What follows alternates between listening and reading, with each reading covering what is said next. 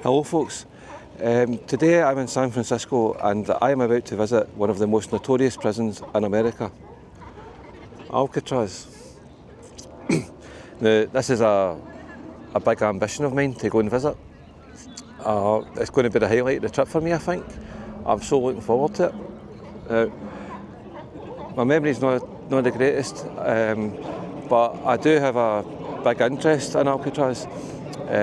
One of my favourite films is Escape from Alcatraz, which stars Clint Eastwood, and it's one of my favourite movies. I love the level of ingenuity that Frank Morris and the Anglin brothers used to get out of there.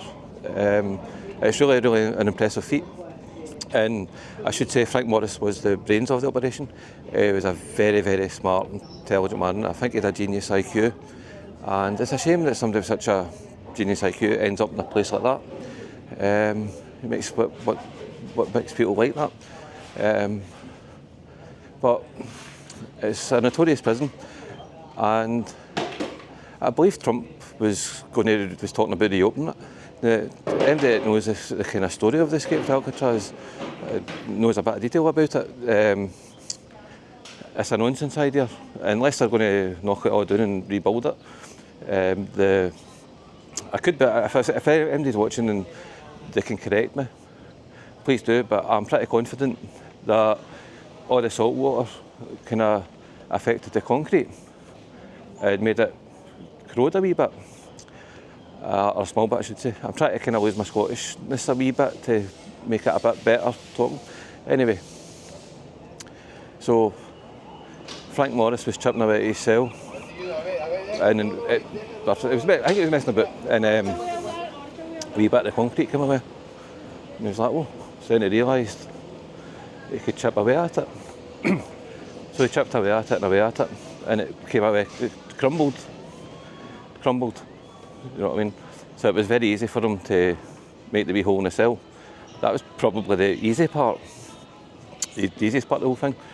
And to escape, so if all the concrete's crumbling, how can you lock people up in it again? You can't. I think that was one of the contributing factors to it closing. I don't know if maybe the embarrassment of the escape could have played a part in it. I'm not sure. But two of the other most famous people, no, there's three. There's Machine Gun Kelly. He was there. I don't know much about Machine Gun Kelly. I know the name. I just haven't read anything about him really. And it's been a long time since I can't remember. But I do know him. But I just not too familiar with it. There's the Birdman of Alcatraz. He was there, and possibly, in fact, I would say the most notorious inmate at Alcatraz, Al Capone, who died of syphilis there. So it's got quite a rich history. So I'm looking forward to going to seeing the cell that Frank Morris escaped from, seeing Al Capone's cell, and it's interesting.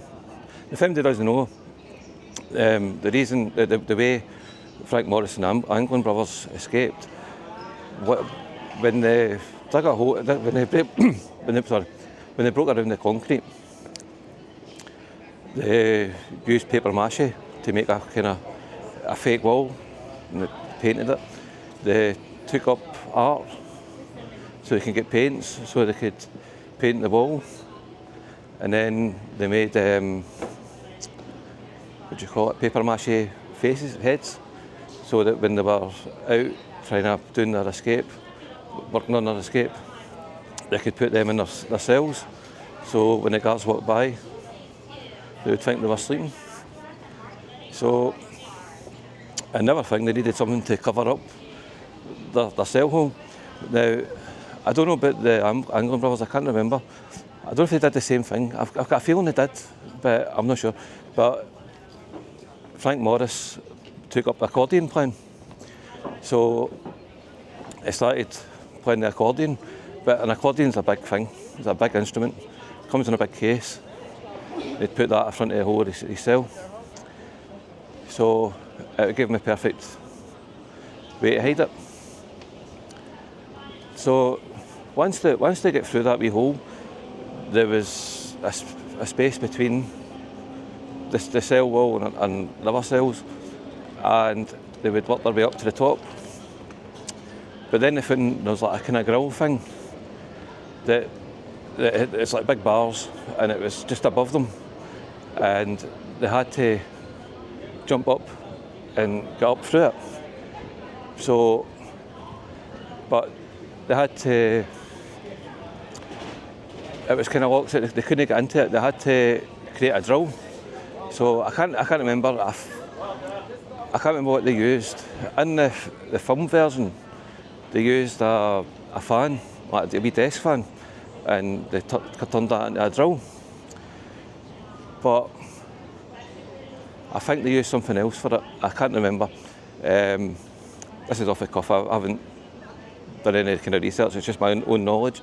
So they drilled a hole, and that let them up into the roof. And then from there, they were able to work their way down to the bottom. The kind of genius part of their plan was how to get off the island. And what they did was they created a pontoon, and the way they did that was they stole a large amount of raincoats, and I mean I think an extremely large amount of raincoats, and they cut it all up and made a pontoon out of it. So, in case anybody doesn't know, a pontoon's basically like an inflatable kind of ring, basically, where I'm not say canvas, for lack of a better word, a bit of material. We'll say canvas that you sit on, and it's the rest of it that you pump the tubes full of air and that kind of thing. So the pontoon design that they did was three long tubes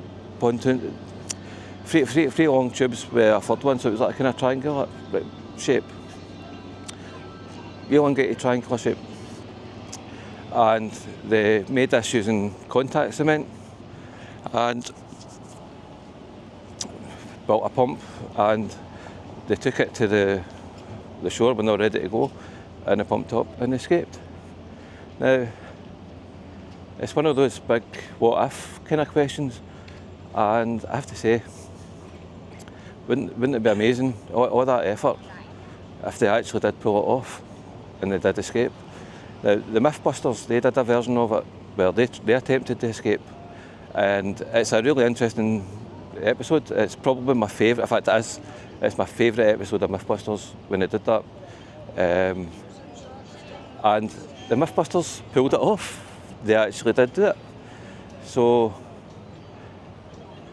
I think they recreated the situation, everything as best they could. And you know, the Mythbusters, they had the luxury of being able to do it without having to worry about guards and stuff. But if I remember rightly, it's been a long time since I've seen that episode. I'm going to need to watch it when I go home, because I absolutely love that episode and I love that whole story. But